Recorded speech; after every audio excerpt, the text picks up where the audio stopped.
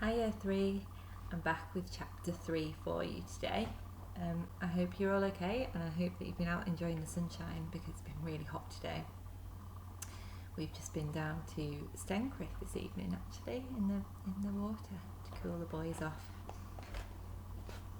So, chapter 3, Bad News. Magnus's father made his promise to keep their conversation secret. A wise man never shows his hand until he strikes Magnus. And Magnus knew that made sense. Far too much was at stake for him to go around talking about his father's plans. But for the next few days he felt as if he were walking on air. Or as if he were a hero from one of the old tales poets sung about in the hall on long winter evenings. Beowulf, perhaps, the great warrior who slew the monster Grendel and became a king. The Earl summoned Magnus to his chamber for more conversations, mostly about other claimants to the throne. King Sven of Denmark and King Harold of Norway were said to have their eyes on England, and so was Duke William of Normandy. He was a true descendant of the Vikings who had seized Normandy from the French 200 years before. The Normans spoke French themselves, but Duke William was just as hard and as ruthless as any Viking. He was also much closer to England than Swen and Harold. Normandy was only a day's sailing from Bosham. There were gifts as well. The promised necklace for Gwyther, a thick chain made of Welsh gold, the same for Gunhild. For Godwin and Edmund there were new war spears, 2 each, but for Magnus there was something far more special. Hakon and another housecarl came into the hall bearing a large box between them. They put it down on the rush-coloured floor, and the Earl stepped forward to open the lid. "Your brothers already have good war gear, Magnus," he said. "But you went on the war trail last year in a borrowed mail shirt and helmet. It's time you had your own." Then out of the box his father took the finest mail shirt Magnus had ever seen and handed it to him. It flowed through his hands like steel water, its links shining in the firelight. There was a helmet as well, the surface and the nose guard inlaid with gold to form an image of a dragon's head. And there were 3 weapons, beautiful in their deadliness: a sword of the best Frankish craft, a dagger with a carved handle, a war axe with a shaft the length of his boarharm, and a blade like a great eagle's beak. Magnus's father wanted to be sure the mail shirt and helmet fit him, so Magnus put everything on and stood proudly before his family.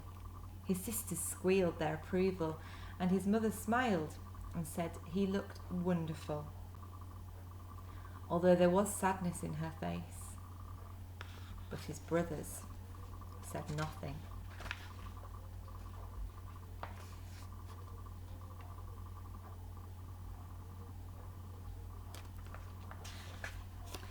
Godwin and Edmund sat staring at him with cold, hard eyes, their arms folded and their mouths shut tight. They covered him in the dark part of the hall later that evening.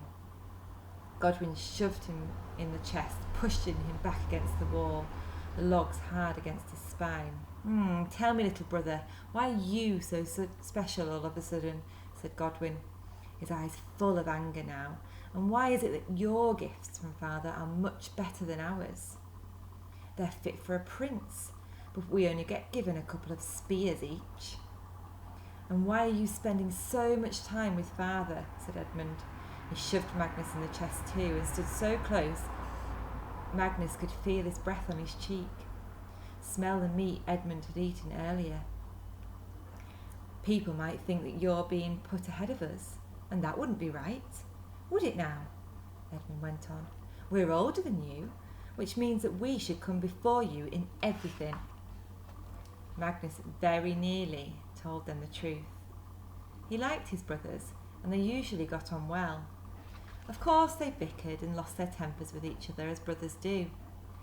but they always made friends afterwards. He couldn't break the promise he had made to their father, though, not even for them. And what would he say anyway? How could he tell them that they were right? They had been displaced. It isn't like that, honestly, he said at last. He wasn't used to lying, and the words sounded false even to him. I don't know why Father is being so good to me. Every dog has its day, said a voice behind them. Their father stepped out of the shadows, a smile playing on his lips. Things are going well for Magnus at the moment, Godwin, but it could be your day tomorrow, or yours, Edmund. Oh, hello, Father, said Godwin, startled. Magnus could tell he was desperately trying to work out how much their father had heard. We didn't see you there. Is that right, said the Earl, his voice soft. Well, perhaps you should try to keep your wits about you. A good warrior is never caught unawares. And what were you talking about? It sounded like you were having some kind of quarrel. A quarrel, said Edmund, trying to look confused and innocent all at the same time. Oh no, we were just teasing our little brother, weren't we, Magnus? Magnus shrugged and nodded. I'm glad to hear it, said the Earl. We should stick together in times like these. Remember, the family must always come first. Godwin and Edmund mumbled their agreement, and their father talked to them a while longer, but it was clear they wanted to escape, and he let them go. You did well, Magnus, he said once they were out of earshot, but stand up to them next time. They will accept what is to come if you prove you deserve it.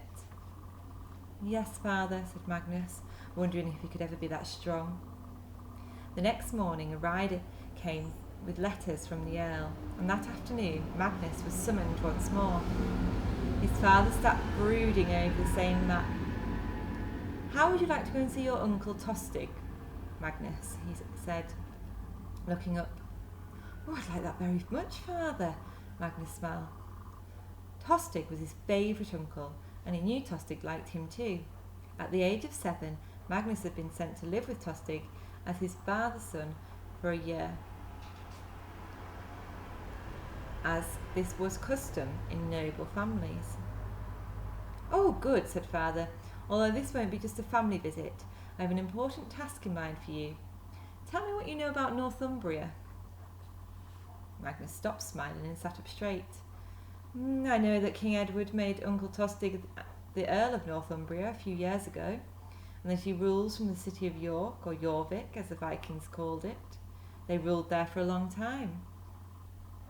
It's the key to Northumbria, said his father, and Northumbria is the key to keeping England together. If we lose control of the north, Mercia might be next, and then the whole kingdom could fall apart before anyone could succeed Edward. But Uncle Tostig is strong, a great warrior. He wouldn't let that happen. Maybe not, but there is bad news from the north. The Earl paused and glanced at a letter in front of him. Something is wrong up there in York, yet my brother is too proud and stubborn to tell me what's going on. I need you to find out. I won't let you down, Father. Magnus loved the idea that his first task was to perform a secret mission that would also help his favourite uncle too. Good, that's settled, said the Earl, looking pleased. You will leave tomorrow with a half troop of my housecarls. Hakon will be your second in command. Does that mean I'll be in charge? Magnus felt his stomach twist into a knot. Well, how else could you be the leader of men? Said his father. Besides, you are my son, and a Godwin, and it would not be fitting for you to take a lesser place. Oh, and one more thing, Magnus. There's no need to tell your uncle why I'm sending you to see him. It would be best if you let him think it is just a family visit. Magnus nodded. It was only later that he wondered why this should be. The rest of the day was a whirl of preparation. There were more maps to look at, a route to be planned, supplies and weapons and armour to be packed. Magnus was soon very grateful to Hakon, who knew what to do and got on with it. Late that evening, a servant came to tell Magnus his mother wished to see him in her chamber. She sat wrapped in her blue gown, her eyes soft in the warm candlelight. I thought it best to bid you a mother's farewell tonight, she said, raising a kiss to him. You won't want me to do that in front of the housecarls tomorrow. I wouldn't mind, he said, smiling. After all, you are my mother. But now you are entering the world of great men, where a mother's love cannot protect you, she said, that familiar look of sadness in her face. I prayed for you last year when you were on the war trail, and I will pray for you again.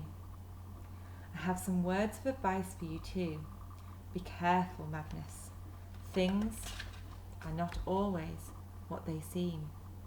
Sometimes the Godwins themselves can be their own worst enemies. What do you mean? Said Magnus, his voice small in the shadowy chamber. But she would say no more, and sent him off to his own chamber to sleep. He lay awake for most of that night, brooding on her words. I wonder what she meant.